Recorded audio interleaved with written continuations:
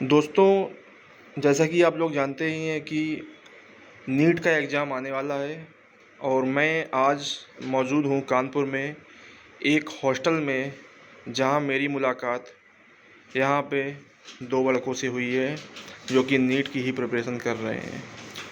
तो जैसा कि आप जानते ही हैं कि ऑल इंडिया लेवल का एग्ज़ाम है और भारी कंपटीशन है। बच्चे कोटा में रह के तैयारी कर रहे हैं, कानपुर में रह के तैयारी कर रहे हैं। ऐसे ऐसे खिलाड़ी भी हैं जो 2 बार 3 बार 4 बार नीट एग्ज़ाम दे चुके हैं और उनका फिर भी इस बार वो दे रहे हैं।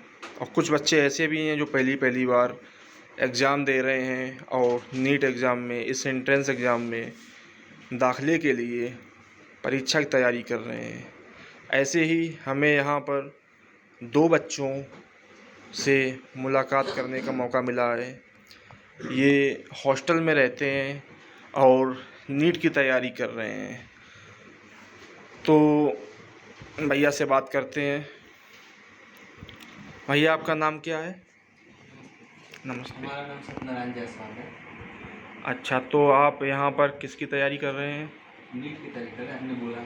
अच्छा, आप कहाँ से आए हैं? हम बनारस से हैं। बनारस से। तो बनारस से आप सीधे कोटा भी जा सकते थे, कैसे वहाँ ज़्यादा तैयारी अच्छी होती है, लेकिन आपने कानपुर को ही चुना। नहीं, तैयारी करने तो कहीं भी जा सकते थे। तैयारी तो बनारस ही सबसे अच्छी है। बहुत लोग नीट की तैयारी बनारस में भी करते हैं, लेकिन कानपुर आने के बहुत सारे रीजन थे। बनारस दरअसल घर हमारा पास में है, वहाँ पे बार बार घर आना जाना लगा रहता है। हम करते तो ऑनलाइन थी, यार पूरी पढ़ाई हमारी ऑनलाइन, मैंने ऑफलाइन क्लास कोई ज्वाइन नहीं किया हुआ है। लेकिन कानपुर दरअसल हमारे कुछ भैया लोग रहते हैं, तो उन्होंने बताया कि कानपुर काफ़ी सस्ता है, रूम वगैरह यहाँ पे सस्ता है। उसके बाद यहाँ पे रहना खाना सब सस्ता काफ़ी पड़ जाता है। और कानपुर हमारे घर से दूर था, हमें बहुत ज़्यादा दूर भी नहीं जाना था और घर के पास भी नहीं रहना था, इसीलिए हमारे हिसाब से कानपुर में सबसे सही पड़ा। तो आप इस हॉस्टल में रह के तैयारी कर रहे हैं, कब से यहाँ पर हैं आप, मतलब इस हॉस्टल में? अगस्त से हैं, अगस्त 2023, लगभग 8 महीने 9 महीने हो गए। अच्छा, तो आपने कोचिंग ज्वाइन नहीं की, यहाँ सेल्फ स्टडी करते हैं और साथ में अपना टैबलेट से? ज्वाइन किया न्यू लाइट पे। अच्छा, तो जैसे कि आपने घर पे भी तैयारी की है इससे पहले क्या? हाँ, की है, एक साल की है। 1 साल तैयारी घर पे की है। तो ये आपका पहला अटेम्प्ट है क्या? नहीं, दूसरा अटेम्प्ट तीसरा है। Attempt sir. तीसरा अटेम्प्ट। तो इससे पहले 2 अटेम्प्ट में आपने मतलब कि क्या आपको लगा कि कहाँ कमी रहेगी जो आप सुधारना चाहते हैं इस बार? कुछ जैसे कि कई सारी रह गई थी, जैसे कि एक प्रमुख है कि कंसिस्टेंसी न बन पाना, लगातार निरंतर प्रयास। हम दरअसल घर पे थे या फिर घर के पास में ही थे, थोड़े दूर पे रहते थे पहले, तो वहाँ से क्या होता था, घर आना जाना हफ्ते में 1 बार आ जाते थे। तो जिस दिन आना होता था, जिस दिन जाना होता था, 2 दिन तो हफ्ते में ऐसे ही खराब हो जाते थे। सही बात है। घर पे रह के कंसिस्टेंसी बनती ही नहीं है, क्योंकि ऐसा है ना कि ऑल इंडिया लेवल का एग्ज़ाम होता है ना, तो उसमें कंसिस्टेंसी चाहिए। एक बच्चा कोटा से कानपुर से तैयारी कर रहा है, हम लोग कैसे घर से तैयारी करते हैं, तो ये नहीं हो पाता है।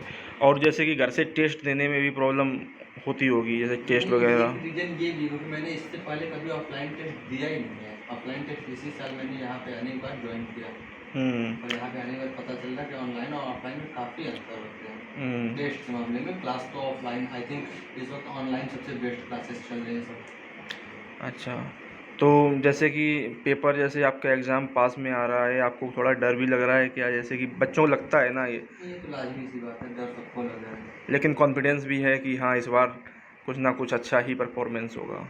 कॉन्फिडेंस कॉन्फिडेंस तो नहीं बोल सकते, क्योंकि इस वक्त नंबर टेस्ट में जो आ रहे हैं थोड़े से कम आ रहे हैं, जहाँ पे सिलेक्शन होगा।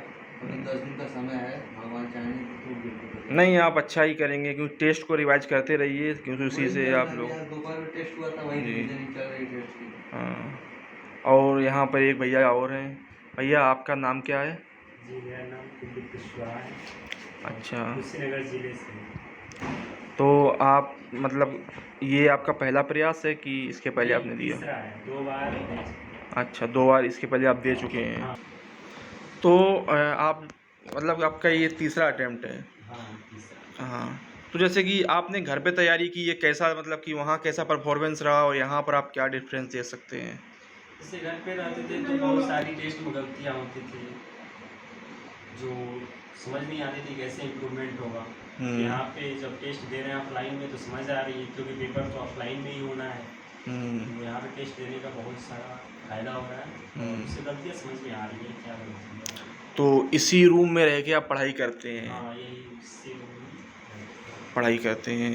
तो बच्चे कुछ लाइब्रेरी भी ज्वाइन करते हैं जैसे कि, लेकिन आप तो यहाँ रूम में ही पढ़ाई कर रहे हैं। हम लोगों ने भी ज्वाइन किया है हम लोगों ने भी ज्वाइन किया है क्योंकि अभी दरअसल हम लोग ना शाम के समय आजकल थोड़े दिन पहले से टेस्ट दे रहे हैं, जो PYQ होता है ना, पिछले साल जो क्वेश्चन है चैप्टर वाइज, हम लोगों ने डिसाइड किया कि एक दिन में 3 चैप्टर का PYQ यूनिट हम लोग एक ही साथ बैठ के PYQ देते हैं। तो बस उसी का टाइम हुआ था, तब तक आप आ गए इंटरव्यू में। अच्छा, तो दोस्तों आप लोग देख सकते हैं कि यहाँ पे जो स्टूडेंट हैं वो लाइब्रेरी में भी पढ़ाई करते हैं और उसके साथ साथ इवनिंग में खाना खाने के बाद यहाँ पर PYQ भी सॉल्व करते हैं।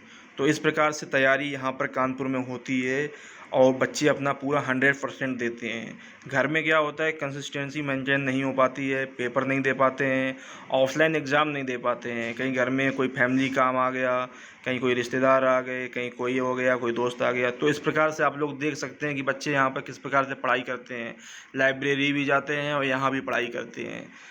तो भैया ये बताइए, आपने कोचिंग वगैरह कुछ ज्वाइन की है यहाँ पे? नहीं, यहाँ पे तो कोचिंग ज्वाइन नहीं की है, सिर्फ टेस्ट से ही ज्वाइन की है न्यू लाइट का, और कोचिंग जो भी थी ऑनलाइन ही थी। ऑनलाइन कोचिंग की है आपने? कोचिंग हुआ है। अच्छा, तो टेस्ट में परफॉर्मेंस सही आ रहा है क्या आपको लगता है? हाँ, टेस्ट में परफॉर्मेंस आ रहा है, लेकिन कभी सिलेक्शन लाइक नहीं आ रहा है, उससे थोड़ा सा नीचे है, अटक रहा है थोड़ा सा। अच्छा, कोशिश किया जाए नहीं तो- यार ऐसा है ना, तैयारी कर रहे हैं आप, करते रहिए, क्योंकि थोड़ा डर भी लगता है कि कितनी भी तैयारी कर लें, लेकिन जो टॉपर होता है उसको भी डाउट होता है कि यहाँ शायद तैयारी सही नहीं है। तो जैसे कि आप टेस्ट वगैरह दे रहे हैं तो उससे आप इम्प्रूव कर सकते हैं। तो दोस्तों और बताइए आपको क्या यहाँ पर फील हो रहा है एग्ज़ाम जैसे आप? हाँ, एग्जाम से थोड़ा सा, एग्जाम 10 दिन बाद है तो थोड़ा सा डर भी लग रहा है, एंजाइटी भी हो रही है कि नहीं निकला तो फिर आगे क्या होगा। बहुत सारी प्रॉब्लम है, सोचना पड़ जाता है, यही दिमाग में आता है, लेकिन फिर भी सर कहते हैं नहीं पढ़ो डिप्रेशन नहीं होगा, जब पढ़ते रहोगे तो सब क्लियर हो जाएगा। और पढ़ाई करो, टेस्ट दो, जो गलती हो रहा है उसको इम्प्लीमेंट करो और सीधे 5 पेज को एग्ज़ाम देकर आओ बढ़िया से। जैसे कि आप 5 तारीख, अब जैसे कि आपका यहाँ से आप सीधे पेपर देने जाएंगे अपने घर पे, और घर पे जैसे कि आपका रिजल्ट आ गया, तो रिजल्ट आने के बाद जैसे कि वहाँ घर पे रहेंगे कि दोबारा फिर यहाँ पर आएंगे, क्या आपको लगता है? आप पेपर देंगे, उसके बाद से देखा जाएगा कैसा रिजल्ट बना है, उसके बाद से फिर डिसाइड किया जाएगा क्या किया जाए जी। उस पर तो एडमिशन होगा तो ये देखा जाएगा, फिर भी कोशिश किया जा रहा है जो भी गलती हो उसको पूरा करने के लिए। कितना डर लग रहा है आपको, क्योंकि इस टाइम में जब 10-15 दिन बचे होते हैं एग्ज़ाम के, तब बच्चों को बहुत ज़्यादा डर लगता है। तो आपके मन में क्या चल रहा है? क्या कि मैंने भी तैयारी की थी पहले, तो मुझे भी बहुत डर लगता था एग्ज़ाम से पहले। एग्जाम से पहले तो डर सबको लगता है, तो वो चीज़ मैं फील कर पा रहा हूँ, जब 10 दिन एग्ज़ाम को रह जाते हैं तब कैसा लगता है। हाँ, जैसे कि अब एग्जाम है तो हर चीज़ जितना भी पढ़े हैं एक साल में उसको पूरा लाना है आप दिमाग में, ताकि वो चीज़ें जो भी फार्मूला है, केमिस्ट्री की रिएजेंट है, बाकी बाई की एक लाइन से जो बनती है क्वेश्चन है, उसमें अब सब दिमाग पे लाना है, ताकि अब लास्ट समय चल रहा है, जितना भी भले कितना भी पढ़ लियो कितना समय में, लेकिन अभी के समय में बस अपने दिमाग को थोड़ा सा बैलेंस बना के रूटीन में चला जा रहा है।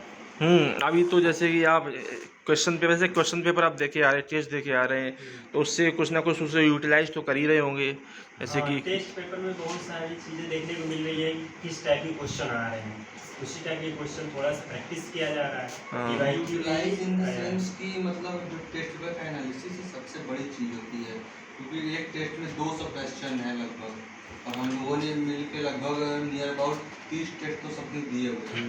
30 टेस्ट इन द सेंस की 6000 क्वेश्चन हो गए, तो क्वेश्चन एक्स्ट्रा कहाँ से बनेंगे, लगभग 19 से क्वेश्चन रिपीट होते हैं मैक्सिमम। नहीं, जैसे ये है ना, जैसे हम टेस्ट दे रहे हैं, टेस्ट के साथ साथ जो क्वेश्चन में गलती कर रहे हैं ना, उससे अगर सीख रहे हैं तो उससे बड़ा कुछ नहीं है जी। इसलिए मैंने ये मेनली कॉपी बनाई।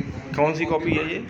ये मेरी किसी चीज़ की कॉपी है नहीं जी। ये जैसे ना टेस्ट का जो एनालिसिस करते हैं, अभी मेरी 2 कॉपी जैसे भर गई है एनालिसिस वाली, ये लास्ट टाइम पे पढ़ने के लिए, इसमें जो टेस्ट के मिस्टेक्स हैं सिर्फ वही लिखे हुए हैं, जैसे कि ये क्वेश्चन है, ये सब मेनली आते हैं ये सब क्वेश्चन टेस्ट में। अच्छा, टेस्ट में जो गलती पेपर में भी आते हैं ये सब क्वेश्चन, जो मिस्टेक करते हैं उसका इम्प्रूव करके यहाँ लिखते हैं। अभी इसीलिए अभी टेस्ट का एनालिसिस कर रहा हूँ, तो ये कॉपी ओपन है, अब जो दिक्कत होगी वो इसी में लिखते जाते हैं। ये टेक्निक अच्छी है, क्योंकि इससे कुछ ना कुछ इम्प्रूव करते हैं। बनाना जो मिस्टेक हुआ उसको एक जगह नोट आउट करना बहुत जरूरी है, नहीं तो समझ नहीं आता है, फिर वही टेस्ट में अगला टेस्ट में भी वही गलती कर रहे हैं, फिर इस टेस्ट देने का बार बार फायदा क्या है। जैसे कि आप लोगों ने बताया है कि इससे पहले आपने कभी ऑफलाइन टेस्ट नहीं दिया है, आपने दिया है? नहीं दिया है, आपने दिया है?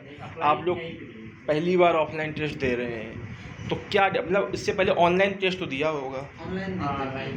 ऑनलाइन में क्या होता है ना कि पहली चीज़ तो ऑनलाइन में वो नीट वाली फील नहीं आती, क्योंकि जेई मेंस तो मान लीजिए ऑनलाइन होता है वो ठीक है एक बार, लेकिन नीट ऑफलाइन होता है। नीट में क्या होता है कि जब तक पेन मतलब पूरा पन्ना खराब ना करे तब तक नीट टेस्ट का मजा नहीं आता है। और दूसरी चीज़ ये होती है कि ऑनलाइन वाला टेस्ट एनालिसिस करना वो होता है सिंपल सिंपल, अच्छा इसका ये होगा ठीक है, इसका ये होगा ठीक है, लेकिन इसमें ये देखा जाता है कि जैसे ये है तो इसका ये क्यों नहीं हुआ, या फिर मैंने जो किया वो तो कहाँ से गलत कर दिया मैंने, ये सब इसका एनालिसिस करने में ज़्यादा एनालाइज बढ़िया से हो जाता है। अब जैसे कि आप ऑनलाइन घर से देते होंगे, तो घर से जब दे रहे हैं तो वो फील नहीं आ रहा, दूसरा घर में कोई लोग चिल्ला रहे हैं, शोर शराबा भी हो रहा है, तो उससे भी डिस्टर्बेंस। शोर शराबा उसका बात नहीं है, वो सब तो मैंने हाँ, हो वो भी जाता एक है। रीज़न है यहाँ पे आने का, वो भी है कि थोड़ा सा यहाँ कोई चीज़ें माहौल मिल रही है, सब बच्चों के सामने टेस्ट दे रहे हैं। हाँ। असल मेन पेपर में भी तो हमें टेस्ट ही उन्हीं लोग के साथ देना है, जो भी कंप्लीटर है हमारे, उन्हीं के साथ बैठना है 5 मिनट को। तो कुछ ना कुछ कॉन्फिडेंस आ रहा होगा, आप लोगों ने इतना टेस्ट दिया है।